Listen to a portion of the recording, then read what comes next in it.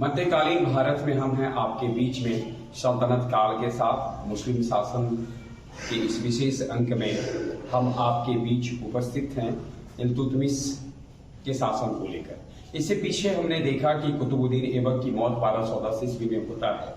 1210 ईस्वी में कुतुबुद्दीन ऐबक की मौत के बाद लाहौर के तुर्क सरदारों ने कुतुबुद्दीन ऐबक के पुत्र आराम शाह, लेकिन विवादित पुत्र कह सकते हैं क्योंकि कुछ इतिहासकार कुतुबुद्दीन ऐबक का पुत्र उसे नहीं मानते, लेकिन कुतुबुद्दीन ऐबक के विवादित पुत्र आराम शाह को लाहौर के सरदारों ने बुलाकर राजगद्दी सौंप दी, राजगद्दी पर बिठा दिया।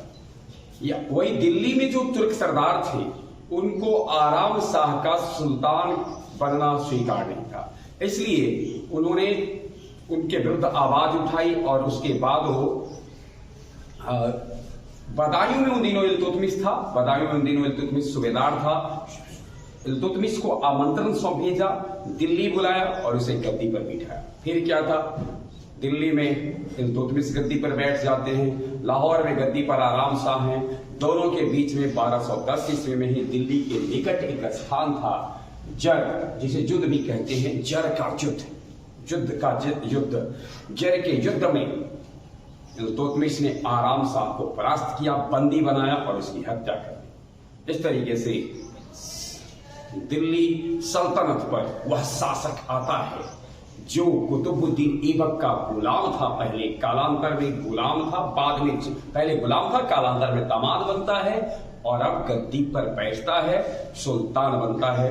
इसलिए इतिहासकार उसे गुलामों का गुलाम नहीं कहते। तो गुलामों के गुलाम इल्तुतमिश का वास्तविक नाम था शम्स-उद-दीन इल्तुतमिश, इल्म खां उसके पिता थे और शमसी वंश का था, इलवरी तुर्क था। इलवरी जनजाति है, तुर्की की जनजाति है। इतना आसान नहीं था इल्तुतमिश के लिए सफर गद्दी निष्कंटक नहीं कह सकते हैं था। उसके दो दुश्मन थे, कुवाचा और इल्दौज, लेकिन उससे बड़े दुश्मन जो थे वो थे उन दिनों के जो सरदार थे, तुर्क सरदार थे। वो तुर्क सरदार या तो गोरी के समय के थे या कुतुबुद्दीन ऐबक के समय के थे। आसानी से वो नहीं स्वीकार सकते थे, इसलिए कुतुबुद्दीन ऐबक के समय के सरदारों का जो संगठन था कुतुबी, और जो मुइजी जो गोरी के समय के सरदारों का संगठन था, उस दोनों को ध्वस्त करते हुए इल्तुतमिश ने अपने गुलामों का एक नया संगठन बनाया और इतिहास में काफी प्रसिद्ध है, चरगान। उसका वास्तविक नाम था तुर्कान-ए-चिलगाही। ध्यान में रखना है, गुलामों का संगठन इल्तुतमिश ने अपने प्रद गुलामों का, विश्वसनीय गुलामों का संगठन बनाया, चरगान तुर्कान-ए-चिलगाही। और इसके बाद इसके साथ अपनी सेना के साथ सेना को सशक्त किया और लग गया अपने सैन्य संचालन में, सैन्य अभियान में। पहला उसे सामना करना पड़ा पृथु का विद्रोह का, आसानी से दमन कर दिया। और इसके बाद जो उसके दो दुश्मन थे, इल्दौज और कुवाचा। तो सबसे पहले इल्दौज से उसका सामना होता है 1215 ईस्वी में ताराइन के मैदान में। ताराइन के मैदान में यूं कह सकते हैं ताराइन का तीसरा युद्ध। और 1215 ईस्वी में ताराइन के मैदान में इल्तुतमिश ने पराजित किया इल्दौज को। और उसके बाद 1217 ईस्वी में जब इल्दौज को पराजित कर लिया तो उसके बाद कुवाचा की ओर अभियान शुरू किया। 1217 ईस्वी में कुवाचा पर अभियान उसने किया, लाहौर उससे छीन लिया, फिर संघर्ष जारी रहा। 1228 ईस्वी में उसने उसके अधिकार क्षेत्र में जो उच्च था उसको भी अपने कब्जे में कर लिया और बिना शर्त कुवाचा को आत्मसमर्पण करने के लिए कहा। परंतु कुवाचा को आत्मसम्मान को धक्का लगता है, कुवाचा के आत्मसम्मान को। और कुवाचा सोचता है इल्तुतमिश के सामने आत्मसमर्पण करने से अच्छा है आत्महत्या कर लेना, और सिंधु नदी में कूदकर कुवाचा आत्महत्या कर लेता है। कुवाचा कूदकर सिंधु नदी में आत्महत्या कर लेता है। दुश्मन की संख्या में एक की कमी आई। एक दूसरी समस्या इस बीच में शुरू हो गई थी और वो समस्या मंगोल से था। मंगोल में ख्वारिज्म शाह जो उन दिनों के शासक थे, उनकी मृत्यु के बाद चंगेज खां की उस पर नजर थी और चंगेज खां के सामने सबसे बड़ी समस्या थी ख्वारिज्म शाह के पुत्र जलालुद्दीन मंगवर्नी। जलालुद्दीन मंगवर्नी चंगेज खां के भय से भागता है और भारत की ओर रुख करता है। भारत से सहारा की उम्मीद था, इल्तुतमिश से सहायता की उम्मीद ली और भारत की ओर रुख करता है। चंगेज खां पीछा करते करते करते पंजाब के बॉर्डर पर आ जाता है और अपने दूत को इल्तुतमिश के दरबार में भेजता है कि वो मंगवर्णी की मदद ना करे। मंगवर्णी की मदद उसके लिए मुश्किल पैदा कर सकती है। इल्तुतमिश सोचता है कि चलो कौन मुसीबत नया ले, इसलिए इस मामले में वो तटस्थ रहता है और फिर 7-8 वर्षों तक का ये आशंका बनी रहती है मंगोल आक्रमण की। लेकिन 1228 ईस्वी में मंगवर्णी वापस लौट जाता है और चंगेज खां के साथ जो आक्रमण की आशंका थी चंगेज खां से वो समाप्त हो जाता है। अब एक बड़ा सा विषय था बंगाल के बारे में, क्योंकि बंगाल के साथ जो इतिहास रहा है, दिल्ली जब जब कमजोर हुई है बंगाल आजाद हो गया और जब जब दिल्ली मजबूत हुई बंगाल दिल्ली के कब्जे में था। ऐसा शुरू से रहा। लगभग तमाम जो हजारों वर्षों का जो इतिहास रहा मध्यकाल का, उसके दौरान ऐसा देखने को मिलता है। कुतुबुद्दीन ऐबक की मृत्यु के बाद गोरी का जो एक गुलाम था अलीमर्दन, वो अपने आप को सुल्तान, अपने आप को शासक घोषित कर लेता है, अपनी नई उपाधि लेता है। उलाउद्दीन की उपाधि लेकर के वह अपने इस शासन को शुरू करता है और उसके बाद उसका 2 साल बाद उसकी मौत हो जाती है। अलीमर्दन की मौत के बाद हिसामुद्दीन इबाज, अलीमर्दन का पुत्र, एक नया नाम गयासुद्दीन आजिम की उपाधि के साथ बंगाल का शासन आरंभ करता है। इल्तुतमिश की नजर उस पर पड़ी। इल्तुतमिश इस पर नजर पड़ने का एक कारण था, इसने अपने नाम का सिक्का भी चलाना शुरू किया, अपने नाम से खुतबा पढ़वाता था, अपने नाम के सिक्के ढलवाता था और यह गवारा नहीं लगा इल्तुतमिश को। इल्तुतमिश ने 1225 ईस्वी में उसके विरुद्ध अभियान शुरू किया। इल्तुतमिश जो जैसे बंगाल की ओर कदम रखा ही था, बंगाल पहुंचने ही वाला था कि हिसामुद्दीन इबाज ने उसकी शर्त स्वीकार ली, उसकी सल्तनत को स्वीकार लिया और उसके बाद उसने संधि करना उचित समझा, अर्थात उसकी अधीनता स्वीकार लेता है। इल्तुतमिश की अधीनता स्वीकार लेता है। लेकिन अभी इल्तुतमिश अपनी सेना को बंगाल से दिल्ली की ओर रुख ही किया था, दिल्ली पहुंचा ही था कि उधर बंगाल में फिर से विरोध शुरू कर देता है हिसामुद्दीन इबाज और इस बार अपने पुत्र को भेजता है। इल्तुतमिश अपने पुत्र के द्वारा उसके इबाज के विरुद्ध अभियान में उसका पुत्र नासिरुद्दीन महमूद जाता है। उसने उसको पराजित किया, पराजित करके लखनऊ उसे छीन लेता है। 2 साल बाद नासिरुद्दीन महमूद की मौत हो जाती है और उसके बाद नासिरुद्दीन महमूद की मौत के बाद बंगाल पर एक मलिक सिपाह सालार पहले सिपाह सालार इख्तियारुद्दीन बल्का खलजी, इख्तियारुद्दीन बल्का खलजी, ध्यान में रखना, इख्तियारुद्दीन बल्का खलजी बंगाल की गद्दी पर बैठता है और जब वो गद्दी पर बैठा 1230 ईस्वी में निर्णायक लड़ाई के लिए इल्तुतमिश चलता है और सोचता है हर परिस्थिति में अब बंगाल की समस्या का समाधान कर देते हैं और इस निर्णायक अभियान में इल्तुतमिश की जीत होती है। बल्का खलजी की हत्या इस अभियान में होती है और इस प्रकार से दिल्ली सल्तनत के अंदर बंगाल फिर से आ जाता है। तो ये कहानी थी बंगाल के वापस दिल्ली आने की। इल्तुतमिश का अभियान उसके इस बीच में पीछे भी होता रहा। 1226 में उन्होंने रणथंभौर को, 1227 में परमाणु की राजधानी मंदौर पर अधिकार किया, 1231 में ग्वालियर के किले को चारों तरफ से पहले घेर लिया, बाध्य किया और ग्वालियर के शासक मंगलदेव थे उन दिनों, उनको पराजित किया। जहां तक सवाल है तो इसके पूरे अभियान की, तो इल्तुतमिश को एक जगह असफलता मिलती है, उसका अभियान सफल नहीं रहा। वह था गुलहीतों और गुजरात के चालुक्यों पर उसका जो अभियान था वह विफल रहता है। वही 1233 ईस्वी में उसने चंदेलों को और 1234-35 में उज्जैन एवं हिलसा के विरुद्ध सफल अभियान किया।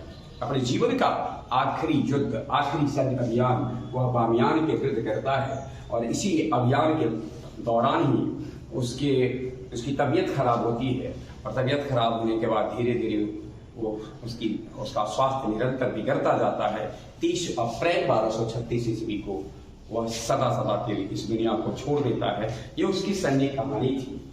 हम जब बात करें, एक नजर डालें कि इस दौरान में 1210 ईस्वी से लेकर 1236 ईस्वी तक उसके जीवन की कौन कौन से प्रमुख घटना रही, क्या क्या उपलब्धि रही, कौन कौन सा कार्य किया, तो इस पर नजर डालने पर पता चलता है सबसे पहले जो उसका पराक्रम था, जो उसके विजय अभियान थे, इससे प्रभावित होकर बगदाद के खलीफा ने 1229 ईस्वी में उसे एक प्रमाण पत्र सौंपा और खिलअत, ध्यान में रखना है खिलअत क्या था, खिलअत खिलाफा के द्वारा, खलीफा के द्वारा दिया गया वह एक प्रमाण पत्र था, जिसके द्वारा यह कहा जाता था, यह समझा जाता था कि हम आपको सुल्तान के रूप में स्वीकारते हैं और अब आप मुक्त हैं अपने उत्तराधिकारी को, अपने पुत्र को, अपने खानदान के लोगों को गद्दी पर बैठा सकते हैं।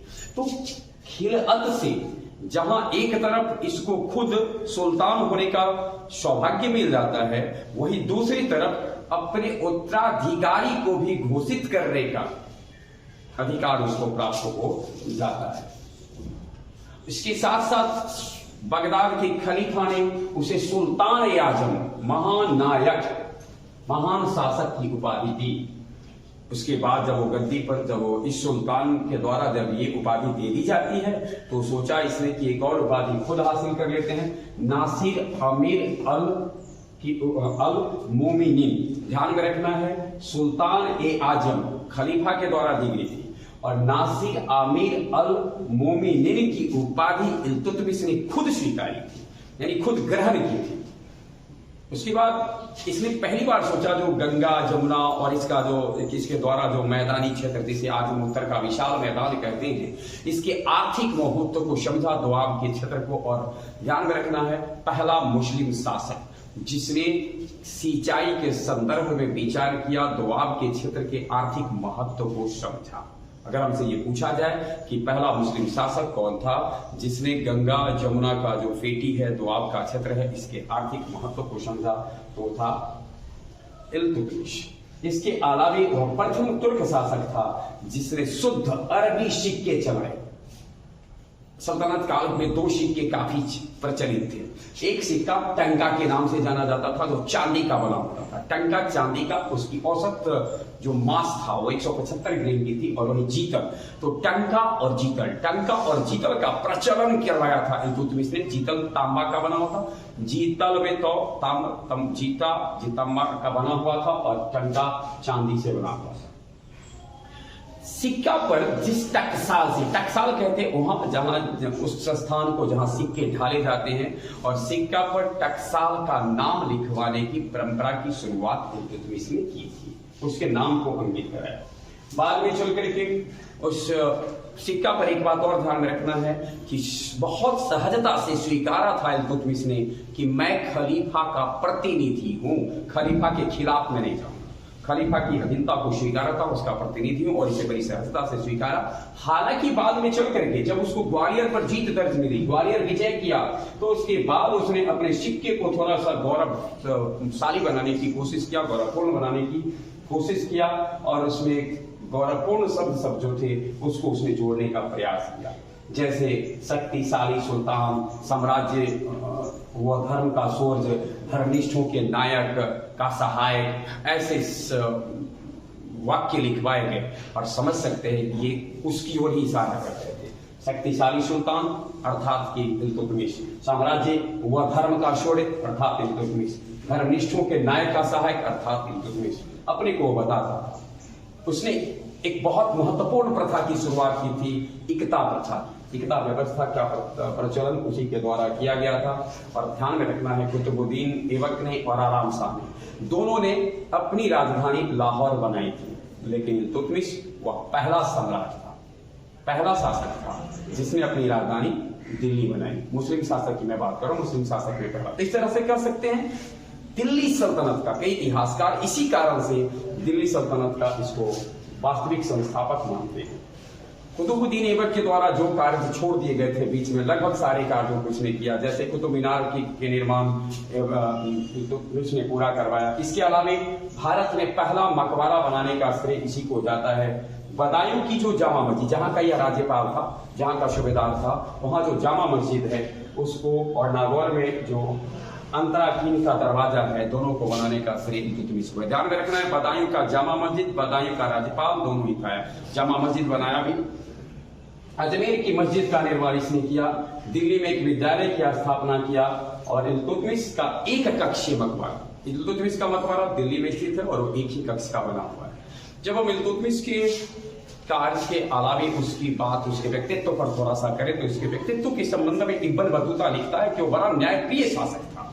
उसके जो उस घर थे, महल थे, उसके ठीक सामने संगमरमर के 2 शेर बने थे और दोनों शेर के गले में घंटी टंगी थी, जिस घंटी को बजाकर कोई साधारण से साधारण व्यक्ति भी सुल्तान से फरियाद कर सकता था। उसको फरियाद करने के लिए यानी का अधिकार था, वो सुल्तान के महल में जा सकता था और घंटी बजा करके पहुंच सकता था। इसके अलावे वो विद्वानों की बड़ी कदर करता था। मिनहाज उल सिराज, मलिक ताजुद्दीन जैसे विद्वान को उसने संरक्षण प्रदान किया था। मिनहाज उल सिराज ने इल्तुतमिश को महान दयालु सुल्तान कहा है। और डॉक्टर आर.पी. त्रिपाठी की बात अगर हम माने तो वो मानते हैं कि भारत में मुस्लिम संप्रभुता का इतिहास इल्तुतमिश के साथ शुरू होता है। यानी आर.पी. त्रिपाठी का मत है कि भारत में जो मुस्लिम शासन है, इसकी शुरुआत मूल रूप से इल्तुतमिश के द्वारा होता है।